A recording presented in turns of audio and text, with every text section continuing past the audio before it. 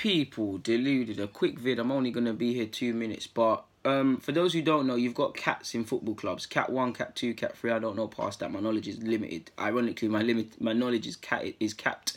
But obviously Cat 1, Arsenal, Spurs, etc., etc. Not all Premier League sides, because Palace's league is Cat 2, for example, and I know Watford isn't Cat 1, but typically Cat 1, and you got Cat 2 and Cat 3. Now, this is where football is a difficult game, because Cat 2 and Cat 3 is all judged upon the rate of your facilities and things like that.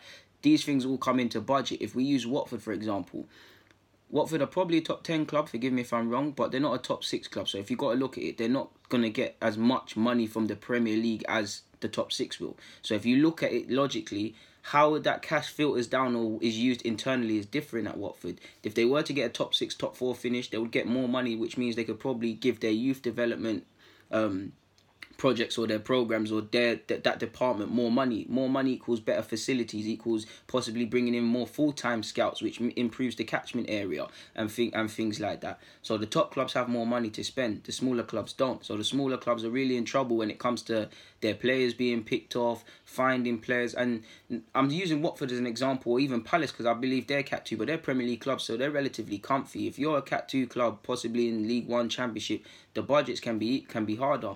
That's why you see a lot of people cutting their academies, because financially it's not worth it for the players that are being blooded through, or the catchment area. Because if you look at Huddersfield, I'm not sure of what cat they were, but they're fighting United, Liverpool, etc. for their players. So it's not necessarily worth it in terms of the finances they're putting in. That goes against some young players, because obviously they're not going to have homes, or their dreams of being professional footballers are shattered temporarily or forever, sort of thing. Do you get it, people?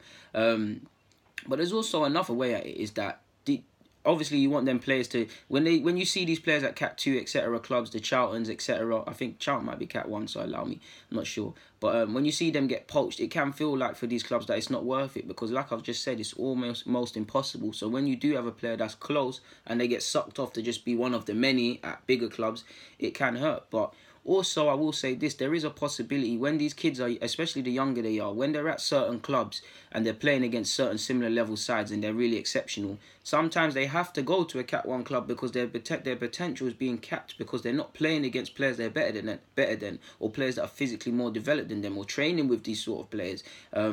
They become big fish in a small pond. For instance, if you look at Jadon Sancho, he would have probably made first team at Watford, but to a degree, would he have improved as much as a player as he would at City? It's easy to see that he went City, didn't play first team, he didn't get a look in, and it looks like a waste of time. But he went from Watford, where he's a big fish, essentially. Rabbi Matondo as well, when he was at Cardiff, big fish. Now you go to City, yeah, you're Jadon Sancho, you're sick, but everybody's sick. It doesn't matter if it's the local recruited players like Foden and him. Obviously, he's not local, but you get it. Or people brought in from abroad. You're here because you're sick and you have potential. Now you have to fight them to prove that you deserve to start, train with the first team, etc. And that makes you more competitive. That brings you to a bigger standard. Even if you look at Charlie Pantino, he's doing well at youth level at Arsenal and in England's youth side. We took him off Watford. Do you get it, people? Not Watford, sorry, Luton. And I'm on the topic of Luton, I feel sorry for Luton, because Norwich are doing a very good thing just picking off players from Luton. You look at Max Aarons, you look at Jamal Lewis. Chelsea obviously got the Silva twins at the time, brothers at the time, and Cole, Jay, and I think there's another one, but I can't remember. Arsenal, I just said we got Charlie Pantino, and we also got Jack Wilshere allegedly from them. And there's always other clubs. I mean, I didn't know it, but I follow Trey Coyle on Instagram, and he put up a picture of him and John Jules as youth players at Charlton. So you can see how these players get sucked off.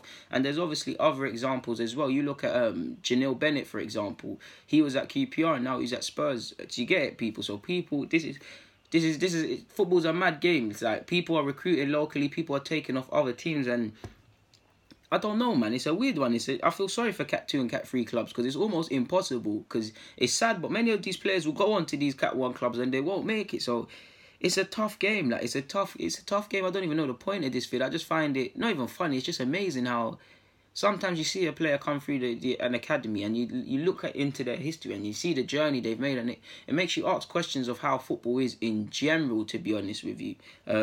Possibly we should just stand outside Luton like Norwich, because they're starting to get some good players. I would have loved Max Aarons to be at this club. I think Max Aarons is a very good fullback. Defensively he can improve, but he's quite solid. Offensively he's very good as well, and I don't know how much they'd ask for him in the summer, but that's someone I'll be going with.